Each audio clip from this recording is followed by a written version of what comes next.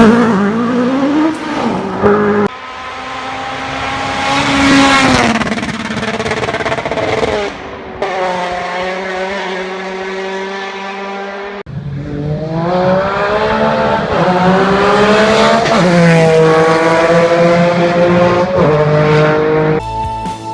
the proudest day, the proudest time, and the seat of a rally car, because that day and that hour and those minutes, I got the bit between my teeth. You know, I really stood up and was counted and said, this is not getting away. I remember when we pulled on our helmets and Donald says to me, what are we doing? I said, we're going for gold, Barrett. That's all was said. I can still picture that run.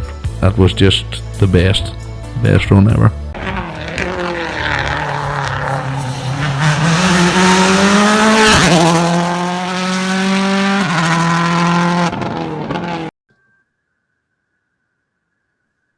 Welcome along to Krunching Gears. Let's talk rallying, episode 18. Delighted to welcome along now Ian Besson. Ian joined us for the first episode and he's back again tonight. So Ian, thank you very much. That's nice to be back. It's been fun. You're doing very well at this. I still blame you for starting this whole thing. No, not guilty. I maybe planted the seed, but that's all I did. So in this episode, we'll take a look back at Sardegna, WRC. The Northern Ireland Championship was in the Tyrone Stages, and the National Championship in Ireland in the Munster Stages. And we'll also catch up with a couple of guests, but more of that later. But first of all, I really should say, can you please subscribe, rate, like, share the podcast? All those things make a huge difference. So if you can do that, that would be gratefully appreciated. But Ian, I suppose we really should start in Sardegna. It was like such a change of fortune from Portugal. We kind of thought, you know, Toyota's almost got the top three in Portugal, and they didn't even get in the podium. An amazing turnaround. It is, but what I think the pace the Toyotas had was like Lappy was on the pace and ran up there until he had an accident, which really was a bit unfortunate because he just got out of shape over it seemed to be a very narrow bit. Elfyn Evans, his years just getting more and worse, and he was unlucky. Like he was right on the pace, and I think he was leading the rally at one time.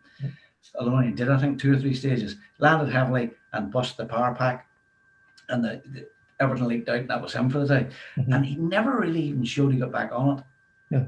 Kelly Power didn't feel comfortable throughout the whole rally, which hasn't been like him at all, except for the first day in Monte Carlo, if you remember. That's right, yeah. Remember, he was 8th or 9th, and I don't know, I can't drive this car, and then all of a sudden, works off click. And a win. But I think Hyundai, they needed that more than any other teams. Absolutely, yeah. Because they haven't showed any pace. You know, Terry Neville has done everything he possibly can, shown fastest times, but he either goes off the road because of something with the car. The car seems hard to drive. Tannick, alluded to that a lot. But everything went their way this time. You know, they had a couple of drive shaft failures, I think. But apart from that, and Terry Neville rolled the car. But he still, he got power stage points. But the big achievement for me was Craig Breen seems now to be at home with the Puma. Yeah, he finally seemed to relax and enjoy his weekend. He was back to the old Craig again, a bit of crack, a bit banter. Himself, he's relaxed, he's driving well, and the times are coming. Yes. The other big star of the show for me this year has been Pierre Louvet. Yeah.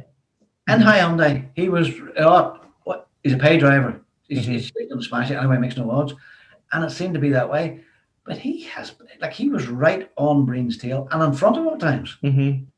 Yeah. Now, those two boys were setting times similar to Tannick and the Hyundai. So I think on the when you see the faster gravel rallies, Finland and a place like that, it's going to be a massive fight. Yeah, that Puma really is starting to come into its own there, really. We had kind of seen the pace there and we were thinking, that is this the brilliance of Loeb that's making the difference? But, Brendan, as you alluded to there, Louvet, it seems to be a very driver-friendly car. Seems to be, and they seem to be getting... I think what we've got to remember is this is the first year for all these drivers in these type of cars. Toyota, you'd have said after the Monte Carlo, Ford, out of the box first, fantastic, they're going to win everything. No. Toyota, then they took over. Now Hyundai, I still don't think that car is that good. No. When I say that good, it's not as good as the other two. Yes. It's probably a fantastic car, but it's not as good as the other two. but they won't give up, and they will come, and it's good for the championship. It's like that. Absolutely. After Kelly Robbenpower won 3 in a row, you thought, oh, here we go. Like, I think somebody even said, if he finished second in every round now to the end of the year, that's it, he's champion. Gone out of it. Yes. You're going back to the bad old days, almost there, aren't you? The thing is, he's young enough and doesn't care. He just wants to win. Yeah. I feel I'm disappointed in Elfyn Evans, but it's just bad luck for him, really, to be truthful. Yes. His luck has to change it sooner rather than later, hopefully, And the end of the season, the second half of the season has always suited Elfyn. Yeah. It's always come good in the second half. The last 2 years he's come to tight on OJ. That's the second half of the season. He outscores everybody, doesn't he? Whether he'll do that this year with Robbenpower, I think he's too far ahead to catch him. But I think the rest of the season's looking good. Yeah, as you said, the likes of Finland, it's going to be crazy fast. It's not going to be high temperatures, so it'll level out the playing field for everybody. And Elfyn Evans has won in Finland. Tanak will want to win Finland. Yeah. Robbenpower is surely going to want to win. It's going to be some. And Breen always goes well in Finland as well. Yep. And the other thing is, like, Aaron is sitting beside Taka this year. He has come on really well after the year. When they got together. Yes. They've sat around and they are really putting together some pace now. Absolutely. Yeah. Because it was a fourth place there in Portugal on merit. They didn't fall into that position. Yeah. Not by people falling out. No, definitely not. They held third for a long, long time. Yeah. Like, you have to look at Danny Sordo. How can any team manager go by him? He always brings the car home. Yeah. Always in the points. Yeah. And on the podium as well. I read somewhere, I think in the last 4 events he's done, he's been on the podium in 3 or in 4 of them, so that's what you want. His interviews are always positive. If something goes wrong, it's his fault. He never says the car's wrong. He never said, I just wasn't sure in the gravel, this, that. And then he's always quite funny too, which is good. Yeah. So I don't know. I think maybe you see if they do change people at the end of the year, which could happen, sort of might go full time again somewhere. Yeah, but will he have that desire? Like this popping in and out seems to suit him. It does. Yeah. Then you see his career's been so long. I think when he was 20, he was number 2 to Loeb. Yeah. Like we forget how we forget how long he was that number 2 driver and what performed that that to a T. Yep. I think he said the most seconds in the World Championship in the last 15 years more than anybody else. Yes. If you want to say somebody to bring home the points, that's the man. He's your man. You want him? Yeah, that's for sure. And then we also then at the weekend we had the Tyrone Stages a wee bit closer to home. I think this Northern Ireland Championship this year has pulled itself out of the doldrums. Like every event there's nearly running capacity entries, well over 90, almost 100 entries. I think in every event this year so far. Brilliant to see it. It's good to see it. The format must be right. That's the main thing. The format must be right. I think what they have done with putting them back on the roads and getting away from the forest, because Northern Ireland drivers do not seem to like the forest. They seem to drift away, unfortunately, because they used to be like the bushwhacker. Well, it'll be good. The stage, like on stage is good. But any other forest rallies are really no longer. And, the road rallying, people know the areas.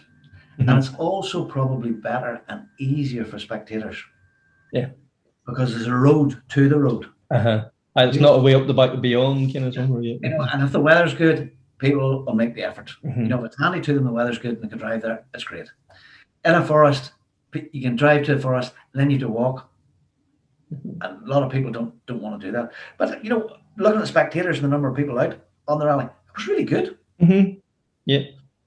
And Jonny Greer just put down another masterclass, didn't he? Yeah, absolutely. These sitters are really, finding their niche at the moment. It's great to see it. And like Jonny he seems to be able to raise the bar, when it comes to these Northern Ireland Championship rounds. Like he done the same in West Cork. He'll probably admit himself he was a wee bit disappointing in Killarney and in the Circuit Ireland. But in Killarney, in West Cork at the start of the year, he was up there battling with the boys. Hopefully he's got his mojo back now heading into Donegal. It'd be great to see it. Yeah, it would. I think the car's really soared down. And I think Jonny changed co-drivers. I think Kirsty that him split up for some reason. Maybe she's doing something else, whatever. And he's talked about co-drivers. Di Roberts and him go back a long way. And I think Johnny's very comfortable in the car with Di Roberts as he was with Kirsty. And when he gets somebody like that, I think the pace just goes boom. Right. It was always, to be truthful, David Greer's dad was like that. Right. David could lift his pace when it suited him. You know, whenever he was feeling good and he was happy, it was good. And David Greer was probably the most underestimated driver in the whole country at times. Yes. And I think Johnny falls for that too, because once the car's right, he's right, co-driver's right, and like the team is always perfect. Yes. You know, he can switch it on. And he does. Like, he won that rally by what? 17 seconds. Yeah. In the Northern Ireland Championship against Cathan McCourt, that's quite a lot. Yes. Definitely Henry, he retired in stage 1, was it? He's onto stage 2, I think he was. He was fast in stage 1, but he never really got an idea what was going to happen, but he just said he was going to be up there. There's no doubt about that. Of course he was, yeah. I'm sure he's just having a bit of bad luck with that car at the moment. I don't know what it is. You know, that was a new car to him there at the weekend. So hopefully it was new car teething problems. Hopefully it's nothing too major, you know. So then, you know, Declan Boyle had an off there at the weekend as well. Never nice to see. He's having a lot of issues at the moment as well. You wonder, is it because they're changing cars so often, or is it in rallying, anything mechanical, it happens. You know, no matter how well you prepare, these things do happen at times, and that's it. Yeah. You know, Declan's was a crash. That happens too. Yeah. You maybe just got caught out somewhere, and that happens too. Exactly.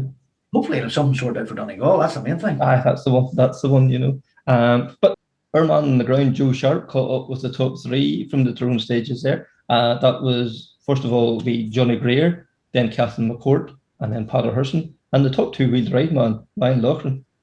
So over to Joe. Hey, Jonny Greer, another good result today in the Tyrone Stages rally. Yeah, good rally now with a nice clean run in the morning look, which sort of sets us up for the rest of the day. So a good race for Cathan all day, and it's good to have the 2 Citroens, first and second. So yeah, all in all, good day, can't complain. And now when's your next event, or what's it? Next event's Donegal, so let's sort of try and get back into the swing of things after retirement 2 weeks ago. So yeah, it was good to get a nice clean run, no problems. Like, so yeah, all set now. And good dry conditions today as well. The roads were perfect for. Yeah, very very warm, very dry. So ideal sort of conditions, if you will, for Donegal. So yeah, hopefully it sets up well for it anyway. Cathan McCourt, another good result here in Tyrone today.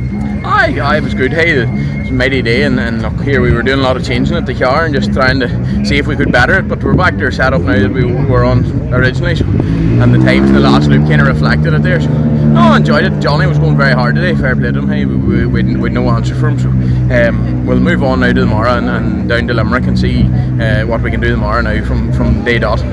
So you're just building up now for the Donegal. That's. Okay, look here, it's like everything, I suppose. It's like Christmas in the middle of the year, isn't it? So, look, I suppose everybody's at the same, and everybody's trying to eat the mileage, and that's really what we are. We weren't putting our neck out today here because it's only 2 weeks to Donegal, and we don't want to make any mess. So, no, enjoyed it. Good day. Well done. Thank you. Peader Hurson, end of the Tyrone Stages rally. Good result. Yes, good result. We're pretty happy with that, in fairness. If you'd said this morning we could end up on the podium, I'd have been over the moon, to be honest. There's a hell of a competition here today. Real fast pace, like it really is. Took us a wee while just to get into the car again and to change tyres at the last loop, which seemed to help a wee bit. And the conditions was good today as well. Yeah. Well, the stages were still slippy in places, you know. It's not shiny tar, but tar, which was fairly slippy. Bit of gravel, but all in all, they're really good stages. Like, very enjoyable events. Yeah. Right. And any more events planned now? Or? I think we're planning to go to the Down Rally. Trying to do those events that kind of suit locality in terms of, you know, I live up that part of the world, so it's easier for me to get to these rallies than some of the bigger ones, you know. It suits the pocket a wee bit better as well, you know. So, but yeah, no, really good event. And at the end of the day, you've got all the guys here, you know. Like, it's not short of competition by any manner. I mean, so to finish third, not a bad result. Congratulations. Thanks. Congratulations, Ryan Loughran. First overall the 2-wheel drive in your home event, which is a great result. Aye, good result. Hey, a good steady run all day. I suppose we've come here to do nothing too special, just try and get a few more miles under our belt for Donegal and sort of a few issues we had and different bits and pieces. So, no, very happy with it. And the competition was stuffed here today as well. You had plenty. Aye, there were plenty of boys there.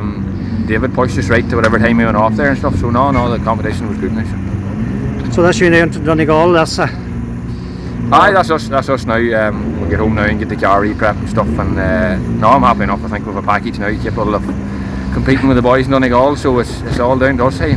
Just go as hard as we can for 3 days. Good on you, thanks Ryan. No bother, thank you. Thanks there, Joe. So also the weekend was the Limerick Rally, the Munster Stages. I get the name of it there. You know, then weather conditions down there was a bit of everything. There was like dry conditions in the morning, then damp, and then torrential rain. Like, so it was a real test for man and machine. And who's the winner? Doesn't make any difference to him. No. Car choice is right, car right, and there's a pattern for him, Josh. If you watch on the first stage of all these national rallies, he obliterates everybody. Mm-hmm. And I think, see, once he's done that, he can just not sit back, but he knows the pace. Controls it. Because if you look to this time last year when the Hyundai sort of first started driving, things weren't good. Yeah. He didn't click with the car, or the car didn't work, or whatever. But they must have done a lot of work over the winter in something. Yep. But it really has sorted that car and himself out. Yes. Because in the national championship, he's more or less untouchable. Yeah, he's 5 ones out of 5 now at this stage, you know. Yeah, 5 out of 5. And his winning margin was 56 seconds. Now, the total minutes were just 1 hour. So it's probably about 60 miles. Yeah. A second a mile. Yeah. It's huge, isn't it? Mm-hmm. That's huge. Yep. And, you know, it's like Robert Barrable. He's no slouch. No. Mm-hmm. And then the big surprise for me, not surprise, but yes, it was a surprise, a nice surprise. Eamonn Kelly in third. And he was only 17 or 18 seconds behind Robert Barrable. And that's what, the second time in that Polo GT5? Mm-hmm. His father's car. Yeah. That fella he must be something special. He really is, yeah. I have to, you know, it has to be, because that was a phenomenal performance. And he said himself there on the pace note, he had never actually driven the car in wet conditions before either. So you know, that and experience, he still keeps a very level head. I would say there at the weekend, like he still wasn't, you know, 110%. I would say there was more in reserve, but he's such a level headed young fella. He wants to learn and go about the thing in the right way. It's not balls to the wall. It's controlled, step by stage. Each loop, at each stage, it's going to be that wee bit more, that wee bit more. He's a huge talent. He's a good teacher too. Yeah, that's true. His father was exactly the same for a while. Mm-hmm. You know, if you said he's never driven that car in the wet, and those like a 4-wheel drive car in the wet, probably changing never on full wet tire. Mm-hmm. That's something you have to learn. It's not just, you know, get in, see how it goes, but you can't now. The technology is so different, they have to learn it. And he's fantastic. And I think I mentioned must go to Gareth McHale.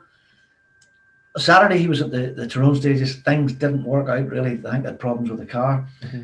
And and then he pops in here 8th overall at the end of the day. Yeah. When was the last time he was in a rally car? Many years ago. Mm-hmm. Yeah, too many. But yeah. Mm-hmm. I don't think when you look at this here, you sort of thinking, okay, Donegal's the next one. Well, I don't think he'll be up there in Donegal, but he'll get better and better and better. Yeah.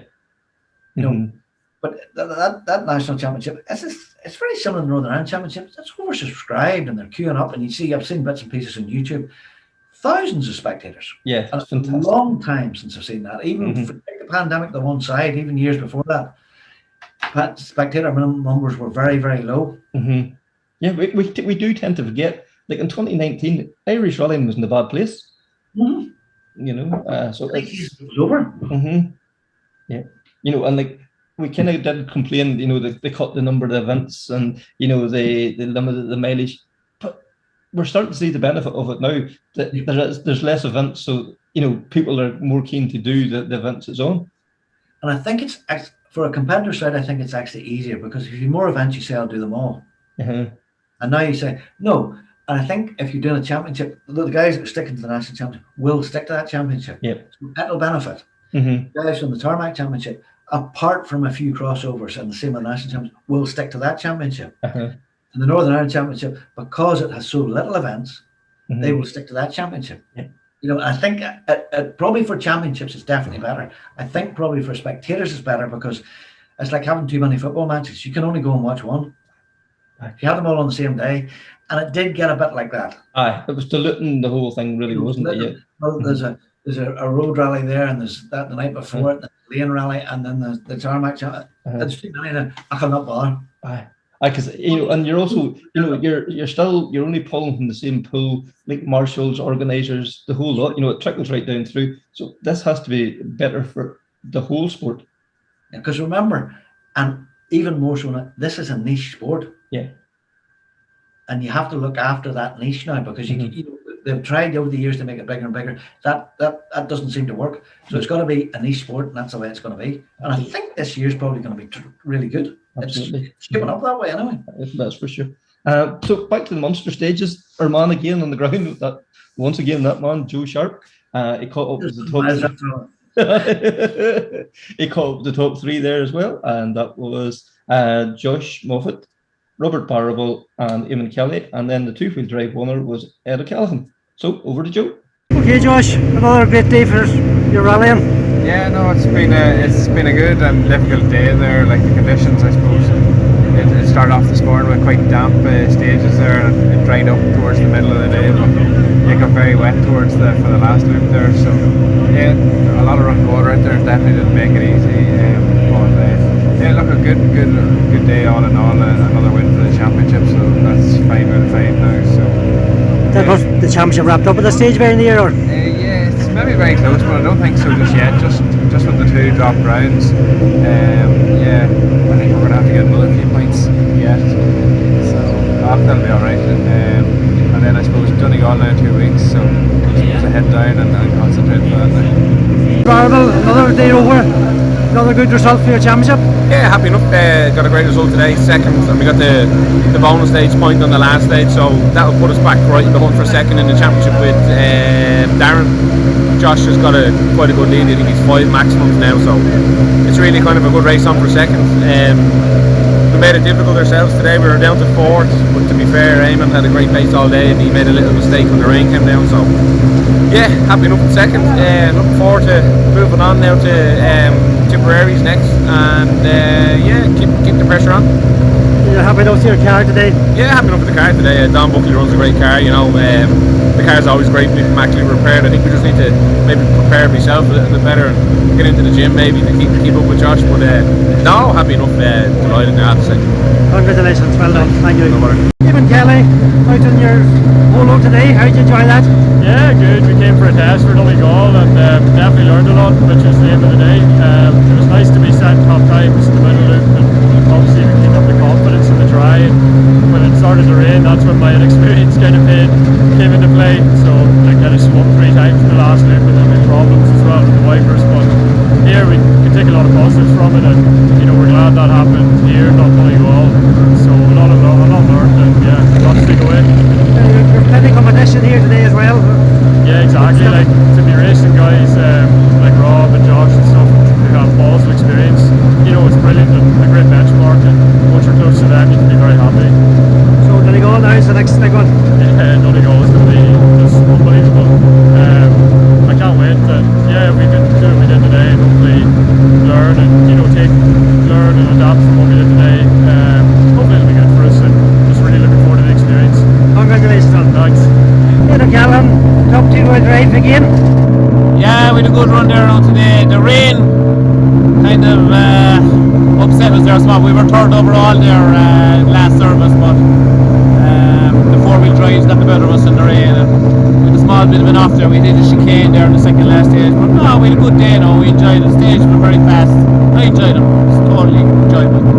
That's great to get the top with the 2-wheel drives. Plenty competition again today.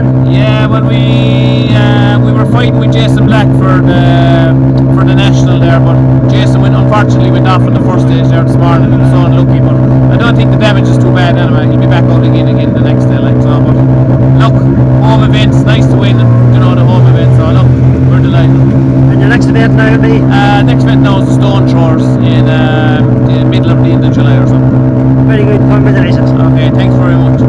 I also caught up with Killian Duffy and got his views on the Irish Rallying this year. Thanks, Kevin. I'm a big fan of the show. Never miss an episode. Really enjoy it. And listen, fair play to you. The research and the guests you have on is just 10 out of 10, and it always passes a journey for me every week. Good to hear. Good to hear. So, what can we say about Irish Rally in 2022?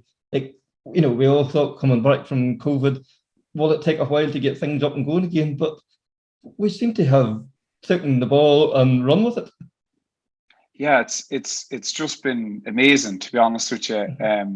You know, with COVID and everything, you know, some people might have thought they'd never go back to rallying, but I think it probably let people, you know, address, you know, what they are actually into. And whenever they actually couldn't go rallying, and they may not have been rallying for years, they thought, well, actually rallying is what I'm into. I'm not into these other things that maybe I courted the idea of doing. And, you know, rallying is not just competing from the start to the finish. Rallying is often people's social scene, you know, it's how they socialize, it's their social network. And they realized, well, actually, I missed that. I missed seeing people from here, there, and everywhere, and catching up and saying hi. Like, I mean, Irish rallying, and I've been lucky enough that I've competed, you know, in a lot of countries around the world. And I say it to everyone, and I hate to be patronising, even to younger people that are heading abroad, and that's brilliant too. And obviously, trying to make a career out of it. I'm not belittling what they're doing, but to young people that are happy competing here, maybe they're looking at, you know, other things or other countries that are doing rallying. Well, I can guarantee you there's no place better than here. Like, and that's not me with rose tinted glasses. I mean, probably the one that would probably be up there with the likes of Donegal would be Mexico. Like when you're in Guanajuato there, the stage one, like there's maybe 150,000 people. But like, to those people coming to Donegal or any Irish rally, and like the welcome that you're given, be it a national rally, a 2-day rally, or Donegal, a 3-day rally, the welcome you get is just insane. Like, and even Donegal is equivalent to going to like a festival. It's insane. Rally now, It's beyond it. Like, and you get people, you can say boy racers and so on and so on, but it all adds to the atmosphere. Yeah. You know, the guards are on top of them now, or in a lot of cases have sort of, but it's all part of the carnival that is the weekend of the rally, and you don't see it. Like World Championship rallies, the vast majority don't have an atmosphere like that. No. The vast majority won't have a town centre with a buzz round it like that. Almost certainly they don't. No, and like, you know, almost all of them. Aye, and you even think like Clonakilty and West Cork, like Killarney, you know, Killarney. The wall, you know, they're the way brilliant. A rally can come in and take over a town, it's brilliant to see. And we probably don't give ourselves enough credit for, you know, like it's only probably like the likes of football matches and things. It's getting like that. You don't, you know, we never see golfers come in and take over a town centre and things, you know. No, and you know what? I think that's what happened. There was a lot of complacency there with towns and with businesses and hotels and so on. Complacency, I would say, that they thought, sure, the rally's coming again. Sure, it comes every year. So then they thought it'd come every year. And then they had a couple of years with COVID and maybe the turnover wasn't great. Then all of a sudden they've realised, holy crap, like this is unbelievable to the town. Like what a boost we're getting, whatever the time of year. And then rallying also has been made aware that it is a big circus. It is a great circus. It's one of the best sports in the world, one of the best sports in this country. It brings people from all backgrounds, all areas of the country and further afield into one place. And rally people are not afraid to spend money.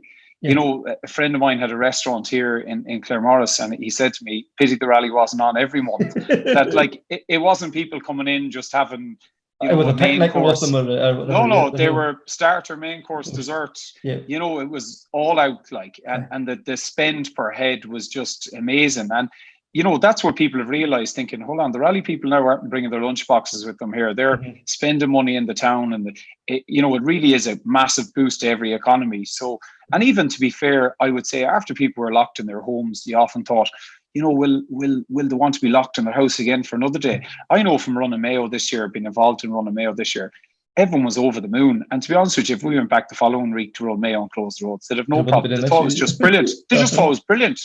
Sure, one day it's like it's grand. we're locked up for months. One day more and a bit of action passed in the house and a bit of a buzz. Like I know locally, the stage past my house there, and all the locals in the school on the Monday after were like thinking this was the best thing ever to come here.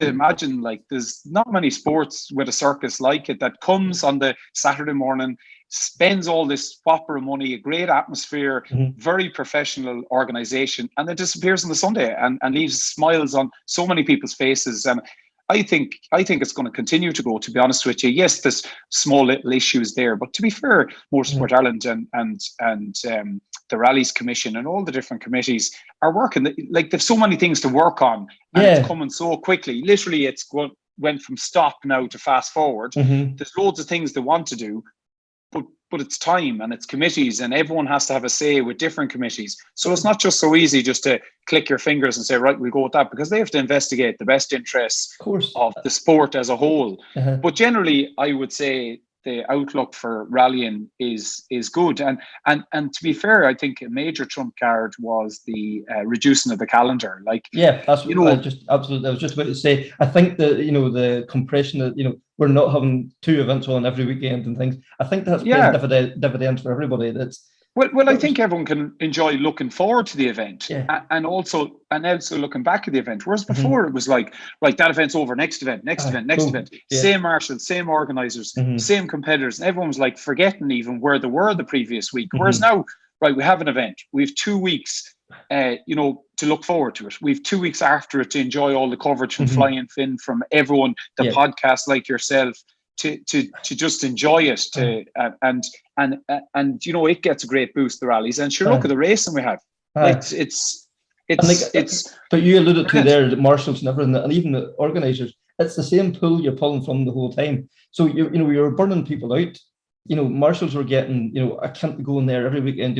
I need to spend time at home. This way, it's probably a fair balance now that everybody's getting, like a wee bit of downtime as well as the rally time. Big time. And I think once the Rallies Commission, Motorsport Ireland have time and they get this, the marshalling thing sorted once and for all, with the competitors and link it with your license and so on. I know there is a bit of a thing going on there at the minute, but signatures and paper, is not going to really work really. But once they get that sorted, I mean, that's going to help a lot of the marshalling issues, I would say. And listen, from being in Limerick last week, any marshal has stood out. They're the champions. Like, I know it might sound patronising, but without the marshals the sport just wouldn't happen. And the unsung heroes, really. And we have to give credit to Motorsport Ireland. This year in particular, they have seemed to be listening to what the competitors, marshals, organisers have to say. There's been changes, and that's fantastic to see. They've often been accused of their heads stuck in the sand, one thing and another. So credit for credit's due. Like they have great people in there. Like Art there has just got promoted there during the week. You have James Coleman, the Rally Commission. They're all very active members, not alone are the active members in competing, but also in organising. They've their finger on the pulse. I mean, you just have to look what they've done for the modified guys this year. They've kept all them happy with the 2.4 and 2.5 because they've brought in an engineer to certify the work, which is a superb idea because at least they know then it's certified. The right and drive thing, I mean, that came in now, and look at it now. I know several people waiting on their components to do their right-hand drive conversion from their left-hand drive cars, and I think it's just brilliant, and it's just going to all add to the sport and all increase to the popularity, and everyone wants to be part of a positive thing. So, I mean, once Motorsport Ireland and I'm sure there is things there that people aren't happy that they're doing, but we look at generally it's been positive, and everyone wants to be part of a positive thing. Like you will get any amount of people on your positive train,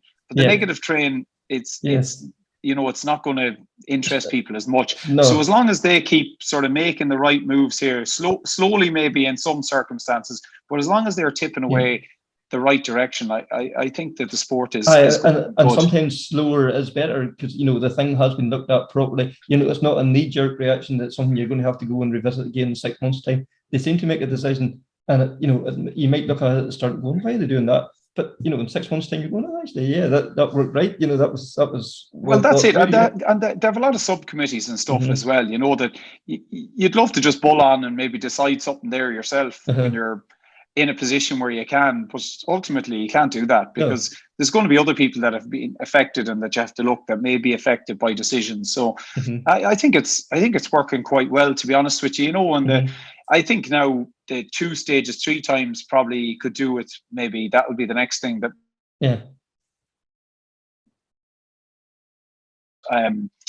I like the 2 stages. I did 2 stages in Mayo myself, but we did have an extra run. Yes, it was an early start in the morning, but I just felt that the 2 stages 3 times, I mean, the guy from car 40 back isn't going to get the 6 stages, No. barring, you know, and the problem is from car 40 or 50 back, that person does 1 or 2 rallies a year. Aye. They can't really afford not to be getting all the stages. Mhm. You know, that's their big weekend. And Aye. the guy in car 1 to 20 can rally every single weekend. It doesn't It make doesn't a huge bother him, difference. You know, really. in reality. mostly, not everybody, but mostly. Yeah. So I think for 750, for a person to get 3 or 4 stages, in my opinion, that's poor value. Yeah. But where is the solution? Like I totally see it from running Mayo this year. Like the 2 stages work with your services, with your rescue, with your marshals. But I think that we should almost go shorter stages. I mean, I did the notes for Tyrone Stages there at the weekend on Saturday. The stages were 5 miles, and you watched. There wasn't one complaint that someone said came at the end of a 5 mile stage and went, "Hey, I didn't enjoy that. It wasn't long enough." It was 100%. The entry fee was about $350 sterling. It was 45 miles long. Everyone was smiling from ear to ear. Three times. Somebody says the service area to the stages. I think it was 6 was kilometers. 6 miles, 6 kilometers, whatever. You know. Yeah, there was nothing. You'd leave on your helmet till you get back into service again. And you know what? People could wreck you 3 times in 3 hours. I mean, that's where it's at. Like these 19, 20k stages. I'd say if you did a survey, I would say most people like to be counted down 7 to 9 times a day and get a bigger budget of that than then and if they have a bad run, if they have a problem, then they only have maybe 3 miles to drive for the problem. Whereas when they have these monster 20k stages, they're only out for the day's crack. And the ones competing for the win still have enough meat to go and race. Of course, so you don't need to worry about them. If they get a puncher 2 kilometers into a 19 go, sure, their day's over as far as them top guys is concerned. It's over. So I would say that the 2 stages now, probably is the short mini format would be better. Is mini stages. I think it's maybe go smaller, shorter stages, and maybe more stages, but using the same amount of marshals where possible. Like you know. And we have to talk about the action on the stages this year. Like we've had everything, dominant performances by Josh, nail-biting finishes. We think, Killarney, we think of the circuit earned. This year has just been outstanding. Yeah, but we have to look at the quality of people in this country. And the likes of Callan Devine has been abroad. He really doesn't have any interest in rallying abroad. Alistair Fisher has been abroad. He has no interest in rallying abroad. But they know they don't have to go abroad to be at a world championship pace racing for rallies here. So to them, their working lives is, Callum's working at home with his dad, Ali has his own business with young family. It doesn't suit him to be away. And maybe I'm speaking on their behalf. I could be wrong, but I don't think so. And they're having some of the, work like as high a level. Like if this was a WRC2 event, any of these events this year, no Andreas Mikkelsen or Oliver Solberg or even Josh Mackerlane or any of these, they're not going to run away with events here. Like even, Craig, and it's people continue to say when Craig came here in 2019, he didn't run away with any event. And that's not testament to his skill level. And I've said it before that, and if he went to a world championship event, yes, he's going to be quicker than the boys because it's different. He's good everywhere. He's good everywhere. Whereas, the guys could be a bit more specialised to here, but the level is still world championship level that these guys are at the top. And even you look at, guys that come to me at the end of stages and they're like maybe a second decay off the pace, but that's a second decay off possibly the best pace that's humanly possible on that piece of road. So, like, there's guys doing WRC2 and they're 3 seconds a kilometre off the top pace, and they're happy doing WRC2 championship. Yeah, and they're picking up points in the world championship events. In the world championship, where there's guys here a second decay off the pace, and they're downbeat, and they're absolutely pushing themselves to their limits, and they're training, and they're putting in huge amount of effort. But the crack is here. The atmosphere is here. Like, people often ask me, obviously I can't compete when I'm doing the notes. I don't miss competing abroad at all. I miss competing here though, for sure. Like where your family, your friends, you can go out for something to eat the night before. Your friends are calling into service. You're around all your buddies. A bit of a delay at the start of the stage. No big deal. Should we get out and have a sneer with everyone here? Like it's just magic. And genuinely, from anywhere I've competed, I've never had anything like that happens here. And again, that's not me with rose tinted glasses. I'm sort of telling it as it is. like the camaraderie, between the modifieds, the R5s, and both parties mix. It's not that there's them and us. No, they're all mates. Like you can see, there's lads that are very, very good friends in different classes. But like even you look at the classes though. Like Kevin, you walk around any park firm in this country, and you would struggle to find a bad car. Absolutely. You would struggle. Yeah, you would struggle to see something that isn't shining pristine. I knew every event, like scrutineering. You'd almost think scrutineering is nearly I won't say a waste of time, but to some of the cars, like the quality, the build is incredible. And and as I said, that's not me saying the top 20 is incredible. The top 130 or 40 is the build quality of everything is pristine. Sticker jobs are pristine. It's just and the volume, like you're having. Like over 200 entries for Donegal, you have 200 entries for Carlow, you have 200 entries for Limerick, and every one of them entries is none of them are sheds. Like it's and as well as that too, the car build has been done in Ireland, the engine more than likely done in Ireland, the stickers done in Ireland. This community we have here is just they're pushing it. They're pushing it. Like everyone is pushing it on. But like you look at the preparation people, like Philip Case is running the World Championship team. Like where's Philip from here? Adam Platt is running cars here. Where did Adam? He was at Ogier. He was with Robert Kapitsa. The list goes on. Anybody wants a Barry Dane comes to Barry Dane, Ryan Loughran, all these guys like Tom Gahan. Where did Tom Gahan? He was with Colin McRae. Like like you look at Ronan O'Kane even there. He is Norman. Burns. Norman Burns, like TTE. So these aren't like some second division lads. These are like the drivers. They're World Championship standard. It just doesn't suit them to travel anymore. So they said, you know what?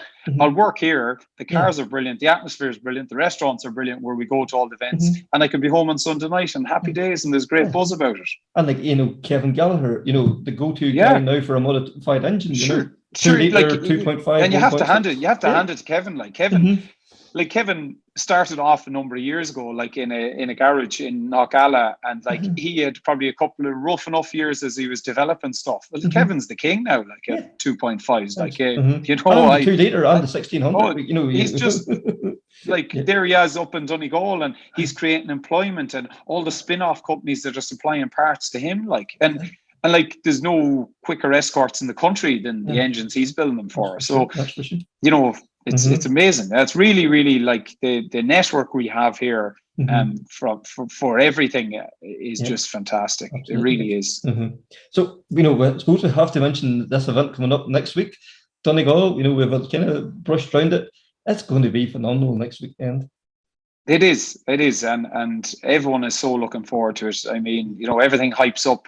And there's always the nervousness that after Donegal the thing will slide now and the entries they won't, because you look at it there, the event after Donegal, okay, we've Moonraker Forestry, which would be well supported, it's always super smooth. Then we've Stone Throwers. So Stone Throwers, then if you look where it is, there hasn't been really any event down in that area of the country this year. So there's guys that haven't even done an event this year. Just Stone Throwers on their doorstep.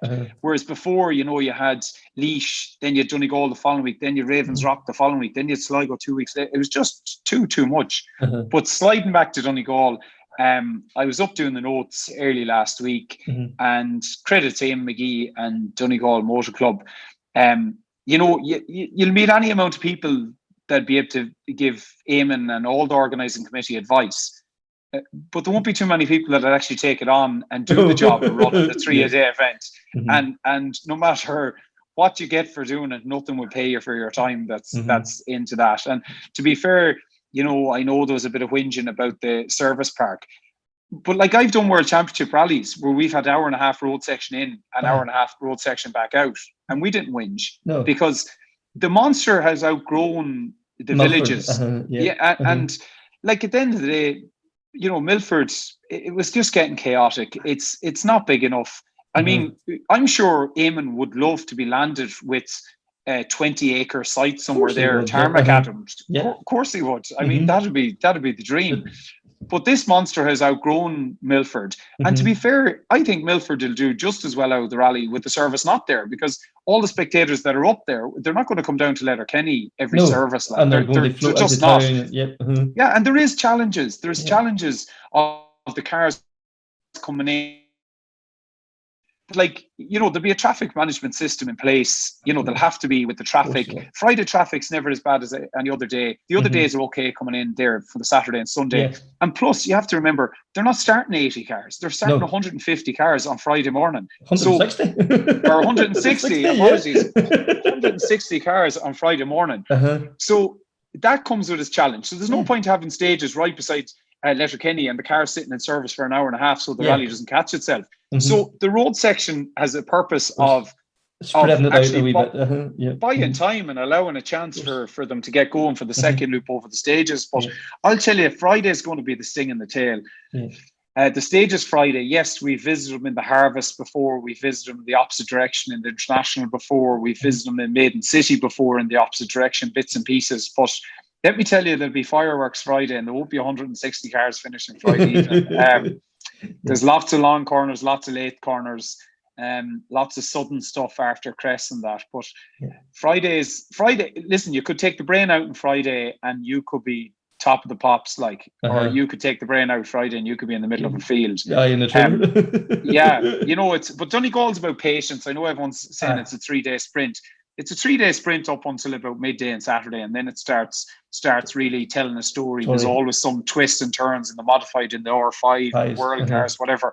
So it is a sprint to be top dog on Friday evening, but you can't win the rally on Friday, but you can surely lose it. That's the one. That's definitely.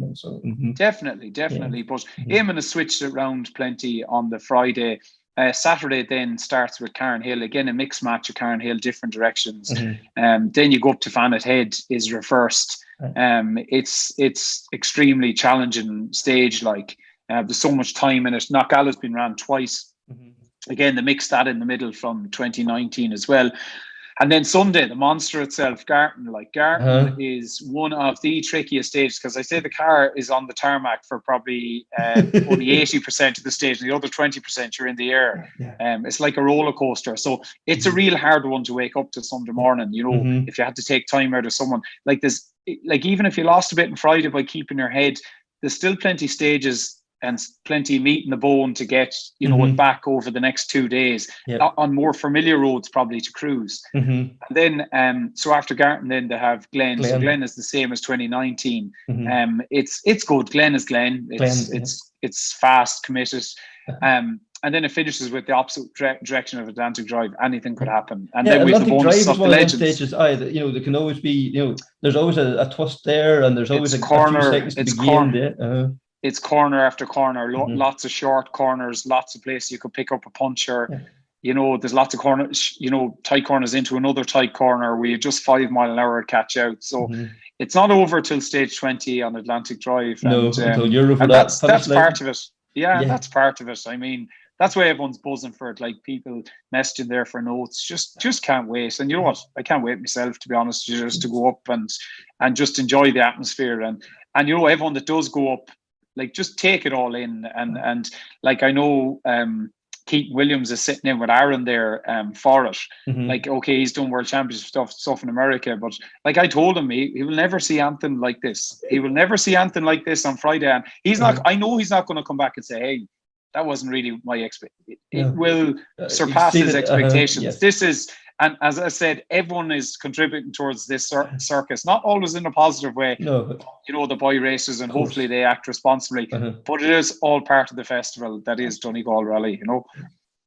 Killian, I think we'll wrap it up there. Thank you very much. Great, Kevin. Thanks for having me on, and keep up the great work. Thanks a million. No problem. So always fascinating to hear Killian. He's always has his finger on the pulse of things. Got the chance to catch up with Matt Edwards, who, looking forward to Donegal, not this weekend, but the following weekend. Ian, that's going to be some event, isn't it? It always is. Over the years, I was doing it and competing on it and watching it and reporting on it.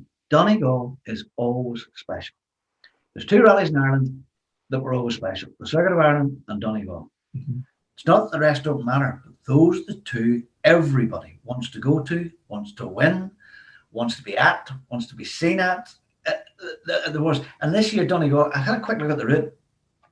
Donegal has more stage miles than the World Championship event. How many Northern Ireland events would have, Jim? Probably 3 or 4, maybe 5. 3 national events. It's going to be a tough rally because all these competitors have not done an event this long for how many years? Yeah, that's for sure. That is for sure. Yeah. The teams are going to have to look at it because the way the cars are now, everything's lifed. So do you start with a car, it'll do the 300 miles? No, not chance it yet. And that's going to be, it's going to be real interesting from that point. Not only that, but the entry. Pick a winner from that lot. Yeah. It's going to be a tricky one, isn't it? Yeah. You could. You'd never be right. No, you could be pretty sure they'll be wrong. Yeah. I'm sure. Is everything booked up down there? People booked in? Yeah, I think accommodation is just non-existent now at this stage, you know. So it's phenomenal. Like the size of Donegal, and you cannot get a bed, and it's spilling across into Derry, Tyrone as well too. So what that's bringing to the economy over that weekend is just mind blowing. It's fantastic, but it always has been. Yeah.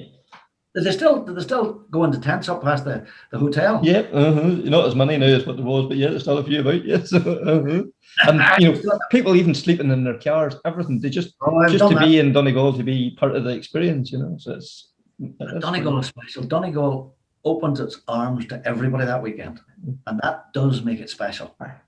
Because everybody in the town and the surrounding areas put themselves out for the rally. Which it doesn't really happen anywhere else. It used to happen a bit in Isle of Man like that, but it doesn't now. And they welcome it, and it's probably the effect of the economy what it has. Of course. And you can't close the doors to that. No. That's hotels, that's restaurants, pubs, it's the wee shop, down. It's everything. It's just everything. It used to be, you see up in the morning when I'd done work up there. You got up in the morning, had your breakfast, then you stop in the shop for a cup of coffee, then you stop for something else, and there was always a crowd. No matter where you stop, what part of the county you're in, there was always a crowd. Then you used to have to chase Seamus McGettigan about it, but that was different. That's another story. Now he was a bit of a film star. Yeah. So, by the way, we'll hear what Matt Edwards had to say about him looking forward to Donegal. So, Matt, 3 times British champion, you wanted a new challenge, so you tried to get a deal together to do the Tarmac Championship this year. Unfortunately, it fell apart at the final hurdle. That must have been a huge disappointment for you. Yeah, it was. What fell apart at the final hurdle was just to do the first event. It was always going to be a bit by bit struggle to do the whole championship. But we thought if we got to the Galway, we'd have half a chance of piecing something together from there, really. But yeah, it was a huge disappointment, in the circumstances around it as well. But it gave me a bit of hope that there was support out there to come and do an event. And obviously, having been out there doing the work I have the start of the year, it seemed everybody's focus has been Donegal. And I obviously followed the Tarmac Championship for many years and was aware of its sort of heritage and its acclaim amongst the local drivers. So yeah, it seems to be the one that everybody wants to win, and I've learned that more and more the last few months, really. Absolutely. Yeah, because you alluded to there, you've been over working on events there with Dave Monaghan with Pirelli Tyres. You've been to West Cork, you've been to Killarney, you've been to the Circuit. So you've got to know some of the local guys quite well, and everything all year has been building towards June, really, hasn't it? Yeah, it seems that way. Yeah, everybody's doing all the national events as well. With Donegal in mind, and obviously I get on really well with a lot of the lads that do those events, and it's been really good to be part of it from the Pirelli side of it, see a slightly different side of the sport, and learn quite a lot on top of that as well. And it's great to hopefully a few little I's to dot and T's to cross. Hopefully we'll be there in a couple of weeks, and really looking forward to that challenge. Yeah, and you're saying there's this opportunity is there. Can you tell us what car you'll be using? I can actually. It's one of the more certain things in the deal. We're using Darren Gass's C3, so that's a completely new car for me. Not even sat in one of any of the Citroen 4-wheel drive cars. So it's not an unknown sort of scenario for me to be going in with a car that I've not driven or anything. So sort of fairly used to that sensation. But yeah, obviously very grateful for Darren for giving us the opportunity to use the car at a very last minute. I mean, the deal was, there was a deal on the table a while ago that unfortunately didn't come to fruition. No fault of anybody's, just things didn't quite fall into place. But there was so much of a deal already gathered together that we just thought, right, we'll have one last route round to see what we can find. And all credit to Dave Moynihan. He's been a dog with a bone to do this rally, such as how highly he holds this event in his calendar. So yeah, he pulled the rabbit out the hat at the last minute, and it's still very much coming together. There's lots of things still to sort out, and up until this week I haven't made any actual travel plans and things like that, so we're still piecing together how next week and more or less now next week will look in terms of a travel and when we're going to recce and all the rest of it. And so it's all come together very quickly, and very grateful to David for his enthusiasm to get me over as part of the Pirelli support package, if you like, with his company, and his enthusiasm to get us together. It was a bit of a passing conversation. So we should try and do Donegal, and then it sort of all went wrong from there. And we've seen how successful the Sitlins are on the world stage, and even here too, like Cathan McCourt and Jonny Greer, they had a 1-2 there in one of the rounds of the Northern Ireland Championship. So you'd be kind of hopeful that they seem to be a well-sorted car. Yeah, definitely. That's definitely. I'd have driven anything, I must say. The chance to get back out in R5 has been an ongoing project. From the start of the year, it's I've been out 8 months now out of an R5 car, and it's a concern, definitely. But I'd have driven any one of the cars, because I do believe that they're all very, very evenly matched from the work I do. But yeah, the Citroen seems to work well. Johnny and Darren are very good, accomplished drivers, and they seem to be, and Cathan, of course, and they seem to be doing well without a vast amount of seat time early on, if that makes sense. So that's sort of encouraging from my point of view, that there's obviously a base setup that yields a result or yields a certain pace. So that's encouraging, and just hoping we can fill in the blanks of setup and experience, and hope the car kind of does a little bit of the work for me. Excellent. And you said that all this build-up has been gearing towards June. What's these other drivers telling you about the rally? Is it something that you relish the opportunity to come to? Yeah, absolutely. Yeah, I mean, a 3-day rally is very rare. I don't think I've ever done a 3-day rally other than Wales Rally GB. So that's a challenge on its own. It probably helps me a little bit that I don't need to try and do anything daft in the first loop of 3 stages and find myself, out of contention or in contention. It gives me a little bit more time to find my feet, which I think favours the scenario we're in. But I think generally everybody holds the stages in high acclaim. They're very obviously well-known stages. Somebody that's never been there, obviously Atlantic Drive, Fannet Head, and they're all stages I've heard of and watched onboards of with Bertie Fisher and the likes over the years, with my sort of bobble hatter head on, if you like. So it would be great to get there eventually and experience them for myself. Yeah, and this year the Friday's mixed up a wee bit. It's not stages that everybody's familiar with as well. So that hopefully will maybe play a wee bit to your favour. That come into the Saturday and the Sunday, they're back into the classics. But all being well, you'll have some mileage under your belt by then.